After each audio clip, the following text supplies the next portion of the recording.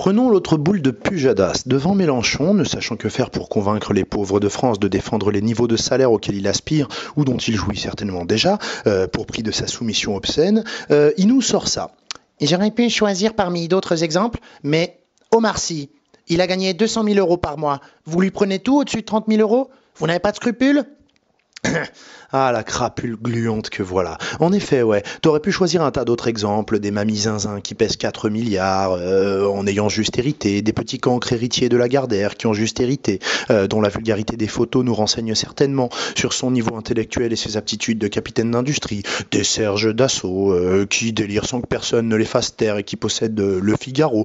Mais là, le perfide Pujadas, il choisit le noir de France qui a gagné 200 000 euros, hein, le mec qui en plus représente une communauté dont on n'a pas besoin de faire beaucoup de recherches sociologiques pour affirmer sans craindre d'être contredit que les Noirs ne constituent pas le gros des rangs des milliardaires en France. Eh bien moi, c'est lui que Pujadas a choisi pour essayer de nous faire pleurnicher, donc pour les riches qui bientôt seraient pressurisés par une injustice fiscale dont on nous demande de bien compatir à la douleur qu'elle représenterait pour celui qui pourrait s'acheter une seule Porsche par an, voire deux, mais qui ne pourrait pas les acheter dans les 4 couleurs disponibles. Alors du coup, c'est quoi Pujadas? C'est un journaliste? Mais rappelez-moi alors, comment on appelle le truc dont on sert pour nettoyer le fond des chiottes?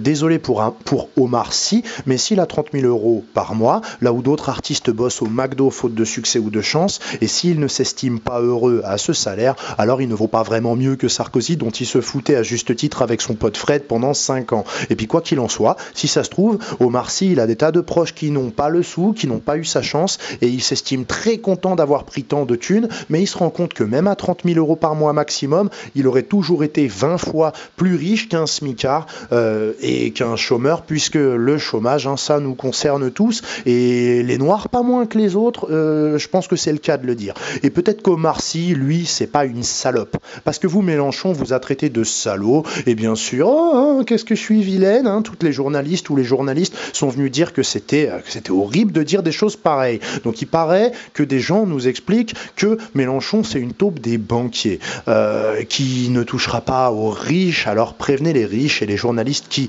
leur lèchent les pompes parce que eux visiblement chient dans leur froc en satin et ne reculent devant aucune bassesse pour essayer de nous ranger de leur côté et pour essayer de faire que des malheureux, des smicards défendent des milliardaires. Donc ils développent tous face à Mélenchon, Cheminade, Dupont-Aignan, le même argumentaire pro-loi du marché, incitant à être lucide quant au fait que le monde est ainsi fait, qu'on ne peut et qu'on ne doit rien espérer y changer. Je vous renvoie à Mélenchon, clashé par une folle de l'UMP section journalistique, pour voir Mongoline Mulman me donner raison à jamais sur ce propos. Et je vous renvoie vous-même à vos souvenirs, hein, quand vous avez entendu des journalistes s'écrier devant Dupont-Aignan ou Mélenchon, quoi, privatiser les autoroutes, mais vous n'y pensez pas, vous êtes un taré, blablabla. Non, c'est vous qui êtes des tarés, parce que ces autoroutes, cette électricité, ces centrales nucléaires, ces barrages hydroélectriques, nous les avons construits, nous les avons payés avec nos impôts,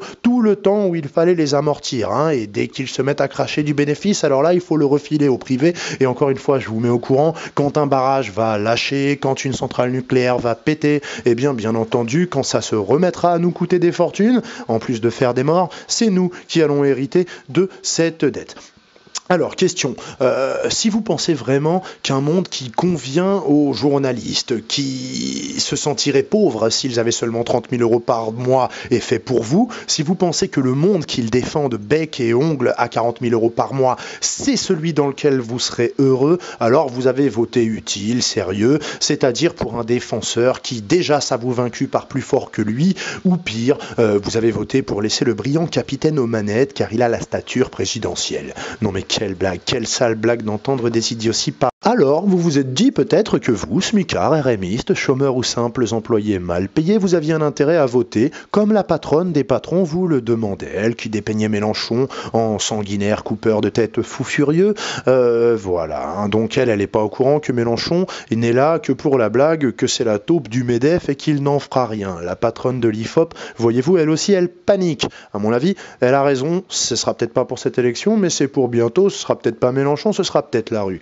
Alors peut-être que vous avez voté utile pour pas être trop dur avec les milliardaires, parce que vous aviez été imprégné des jérémiades incessantes des turiféraires de l'indépassable ordre établi qui s'alarmaient de ce que les élites vont quitter le pays si vous pressurisez les patrons, s'ils peuvent pas gagner des sommes obscènes. Donc vous avez pleurniché, là vous avez été inquiet, vous vous êtes dit oh les pauvres vieux chanteurs toxicaux, exilés fiscaux, les pauvres vieilles héritières qui possèdent des îles, les pauvres tennisman qui sont soi-disant qui représentent la France en équipe de France mais qui n'ont jamais payé d'impôts en France depuis qu'ils ont un peu d'argent, les pauvres footballeurs parce que leurs fortunes vous font rêver, que vous vivez dans leur opulence par procuration et que vous avez fini dans un processus mental qui confine au syndrome de Stockholm à rendre supportable votre humiliation, votre spoliation et cette injustice en vous inventant une sympathie pour ces gens dont vous ne partagerez jamais la vie et qui eux n'ont aucune sympathie pour vous puisque voyez-vous, vous pouvez payer des coffrets collectors de ces chanteurs et chanteuses qui vivent dans des châteaux privés ou dans des pays qui sont des paradis fiscaux de proximité, eh bien eux voyez-vous ils veulent pas payer d'impôts pour vous alors que vous vous cotisez pour acheter leur merde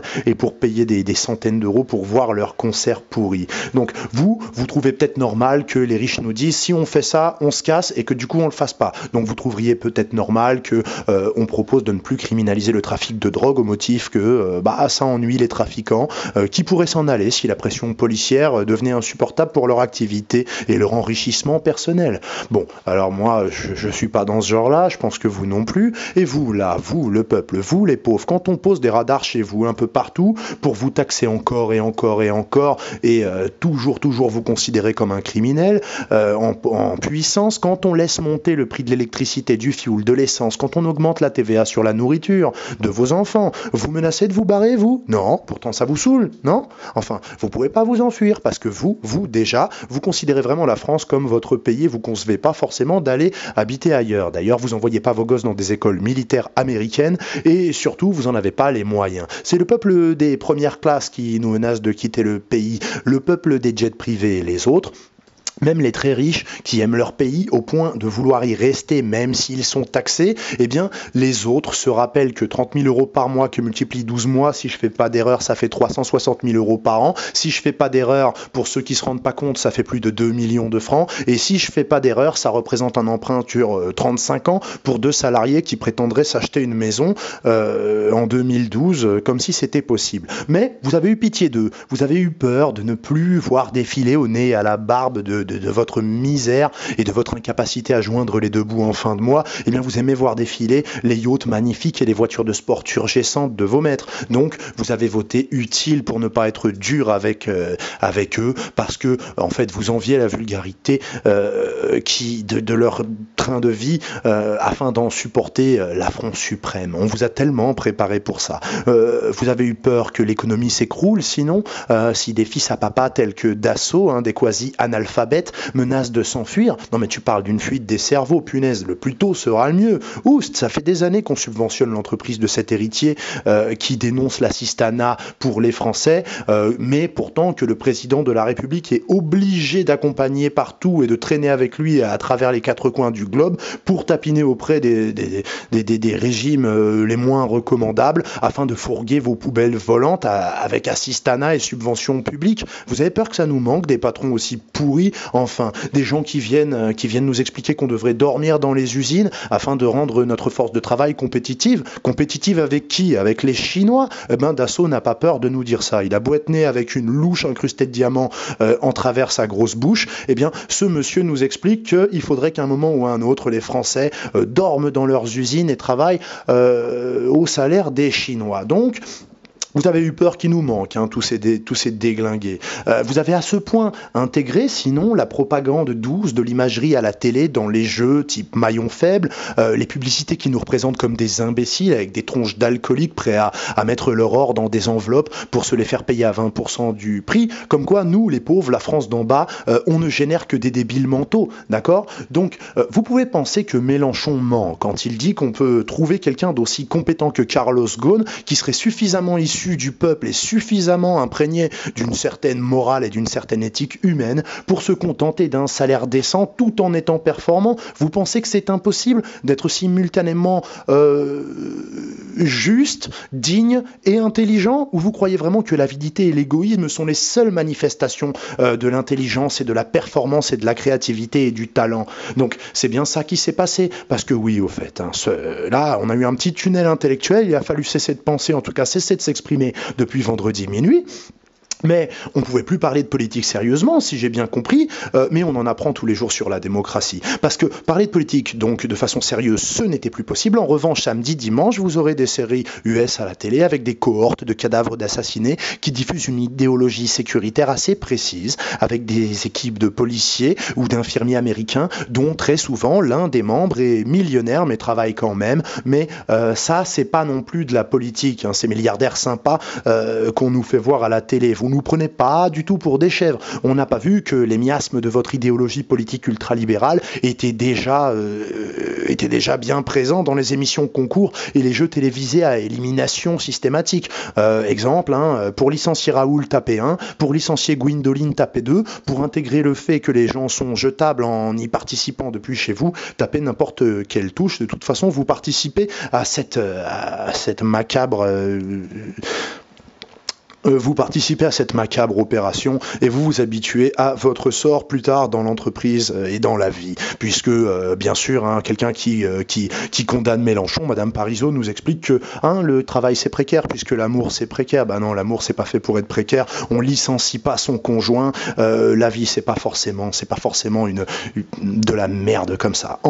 Enfin, il est des antipathies qui font honneur à celui qui en est la cible. Bernard-Henri Lévy, qui doit bien comprendre la réalité du peuple, bien entendu, nous met en garde contre Mélenchon, qui en plus de dire du mal des banquiers, des milliardaires et de l'enrichissement sans fin, n'a même pas la politesse de jouer le jeu généralisé de la menace de l'islamo-fascisme, qui, au contraire, défend mieux que personne depuis longtemps l'idée que la France est belle et riche de sa diversité culturelle, que les musulmans comme les autres citoyens sont loyaux et fidèles à la France, et il dénonce l'islamophobie comme républicainement condamnable, tout en restant le meilleur défenseur de la laïcité, au sens que ce mot devait avoir avant qu'il ne signifie en 2012 islamophobie hypocrite dans la bouche de Sarkozy, dans la bouche de tant de gens. Pareillement, BHL, qui a rencontré Hollande certainement pour lui parler de ce qu'on vit dans les usines et dans la rue, dans les vapeurs de goudron des travaux publics, il est venu lui parler du prolétariat, mais surtout lui indiquer quel pays il faudra aller tuer au-dessus de quelle nappe de pétrole. Il doit moyennement apprécier le fait que Mélenchon soutienne l'idée, par exemple, de boycotter les produits issus des colonies illégales, donc en Cisjordanie, par exemple, et la dénonciation systématique des USA, l'axe du bien autoproclamé par la force, mondialement reconnu par la paresse mentale et la lâcheté, le soutien à Chavez, par exemple, l'horrible Chavez qui reprend le pétrole du Venezuela des griffes de l'aigle obèse. Ça défrise un tas de gens dont le cœur bat aussi et peut-être uniquement pour des puissances étrangères comme les États-Unis, par exemple. Et Mélenchon se fait traiter de petit Chavez. Vous voyez comment il réagit. Tout à l'heure, il se démontait pas de scrupule à prendre au-dessus de 30 000 euros, même à Omar Sy. Et là, qu'est-ce qu'il répond? Pourquoi petit Chavez? Lui, il voit pas du tout où est le problème. Ça a l'air de lui convenir d'ailleurs, puisqu'il explique en quoi l'action de Chavez est défendable, surtout quand il explique parallèlement la présence des centaines de milliers de soldats US de par le monde, avec 25 pays concernés, avec dans des pays comme l'Allemagne, 25, 26, 27 bases. Et combinant ses considérations militaires sur l'impérialisme américain, dont la France ne doit pas être à la remorque, nous explique-t-il. Il combine cela avec l'action prédatrice de la planche à billets US sur l'économie mondiale et de l'indéniable origine américaine de la prédation financière. Il en déduit donc que les USA ne sont plus une force amie et qu'ils sont entrés dans une lutte économique contre l'Europe pour maquiller le néant sur lequel repose par exemple le château de cartes de l'économie américaine et leur hégémonie mondiale. Donc, encore une fois, étonnant que Mélenchon montre ces deux aigles du doigt, par exemple les États-Unis et la finance, s'ils travaillaient pour eux, et qu'ils défassent dans les têtes l'idée d'un nécessaire choc choc des civilisations dont vous conviendrez peut-être qu'il est l'un des objectifs et l'un des vecteurs majeurs des projets des manipulateurs mondiaux pour garder le monde en l'état ou peut-être en faire un monde encore plus injuste, encore plus voué à l'exploitation de l'humain par une poignée d'extraterrestres. Enfin, pour ceux qui souhaitent soumettre n'importe quelle prise de position politique donc à l'adhésion ou non, par exemple à la cause antisioniste, eh bien peut-être que ceux qui m'appelleront idiot utile en postant des commentaires m'expliquant qu'il est franc-maçon, donc sioniste obligatoirement, ou manipulé par les sionistes obligatoirement, eh bien peut-être que vous devriez envoyer un fax au CRIF pour les tenir au courant des vérités dont vous avez la primeur. Parce que, en fait, maintenant, ils pourront l'inviter au dîner annuel du CRIF et ils sauront que non, il n'a jamais dit que la convocation du président par ce seul dîner communautaire était scandaleuse. Donc, expliquez-leur, mais ne leur envoyez pas avec ça cette vidéo parce que ça va les énerver. Bon, s'ils sont là tous les jours, vous finissez par craquer, hein. Non, mais enfin, tout le monde connaît ça. Donc que le CRIF essaye tous les jours de faire passer son point de vue, c'est son droit. D'ailleurs, on est un pays libre. Mais ce qui n'est pas normal, c'est que des autorités constituées se mettent à quatre pattes devant. Qu'est-ce que c'est que cette histoire? Tout le gouvernement qui va à une association communautaire. Mais pour quelle raison? Pour quelle raison? Ça ne devrait pas être permis. Mais sinon, on n'a rien à faire là-dedans. Enfin, pour ceux qui souhaitent soumettre n'importe quelle prise de position politique donc à l'adhésion ou non, par exemple à la cause antisioniste, eh bien peut-être que ceux qui m'appelleront idiot utile en postant des commentaires m'expliquant qu'il est franc-maçon, donc sioniste obligatoirement, ou manipulé par les sionistes obligatoirement, eh bien peut-être que vous devriez envoyer un fax au CRIF pour les tenir au courant des vérités dont vous avez la primeur. Parce que, en fait, maintenant, ils pourront l'inviter au dîner annuel du CRIF et ils sauront que non, il n'a jamais dit que la convocation du président par ce seul dîner communautaire était scandaleuse. Donc, expliquez-leur, mais ne leur envoyez pas avec ça cette vidéo parce que ça va les énerver. Prévenez aussi JSS News et Europe Israël qui boycottent et appellent à boycotter Mélenchon avec cette image. Donc pour finir, parce que j'en ai marre, au bout d'un moment on peut plus faire grand chose, on peut nous dire qu'un type est manipulé, est une taupe, des gens qui gagnent vraiment beaucoup d'argent sur notre dos, mais on a du mal à comprendre alors pourquoi. Il explique à des gens qui n'étaient pas du tout au courant, parce que vous savez un tas de choses, c'est pas moi qui vous les ai apprises, hein, c'est sûrement des gens qui comme vous se sont renseignés, qui comme moi se sont renseignés bien avant nous, ils l'ont fait notamment sur internet, mais d'autres personnes, voilà, ils n'ont finalement que le prisme de la télévision, des médias et de tous ces tuyaux, comme je vous l'ai dit, qui remontent selon moi au même réservoir de fange, eh bien ces gens-là, ils ont un candidat qui parle pas d'aller installer des bases sur la Lune, hein, qui a priori semble sérieux, qui a renoncé à un poste de sénateur à vie qui était très bien payé, donc afin de se présenter à diverses élections, notamment eurodéputés, etc. Et ce type-là, tient un discours qui nous explique que notre ennemi n'est pas comme Bush, BHL et tout ça, et comme je vous l'ai déjà dit 1000 fois, un musulman dans l'optique de camoufler donc notre véritable ennemi qui sont bien les financiers, comme on l'a démontré maintes fois, mais encore une fois, si vous comprenez pas, on peut rien pour vous. Eh bien, nous montrer ce véritable ennemi qu'est la finance internationale, est-ce que ça coïncide tout à fait à la fois avec les plans des militaires américains qui espèrent faire des guerres ici ou là, partout où il y aura du pétrole dès qu'on aura fini d'éponger le sang, et est-ce que ça fait aussi le jeu des gens comme Jacques Attali là, qui nous explique que cet argent, bon Dieu, on leur doit. Hein. Bon, alors, au bout d'un moment, je pense que vous avez sûrement, comme on a dit, voté utile, voté futile, voté stupide, voté débile. C'était bien votre droit, je vous jette pas à la pierre, on l'a bien dit, les médias vous ont demandé de faire ça, vous êtes habitués à obéir et vous l'avez fait. Mais encore une fois, vous venez de voter pour être certain que jamais on ne puisse parler de limiter les salaires de 1 à 20. Donc vous, smicard, vous avez milité activement, vous vous êtes déplacé pour défendre l'idée que quelqu'un va gagner 30, 40, 50, 100 fois votre salaire. Vous avez vous-même souhaité vous déplacer pour éviter que la France ne court-circuite le circuit de la BCE, vous savez l'histoire des 1% qui nous reviennent à 8%, etc.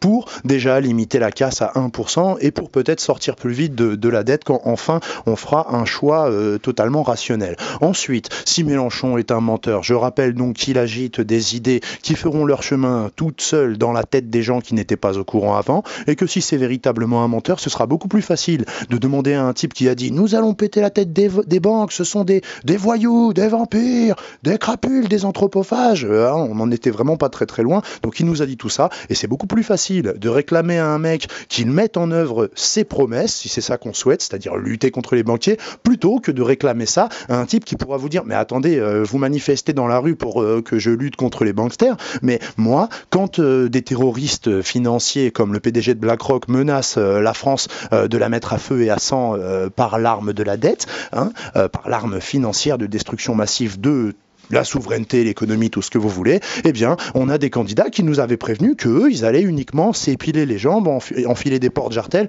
pour tenter d'être le plus plaisant possible à cette horde de vandales. Donc, vous avez fait ce que vous vouliez, c'était bien votre droit. Encore une fois, on est en démocratie, paraît-il, et le suicide est totalement légal. Toutes mes félicitations et mes condoléances aussi. Et puis,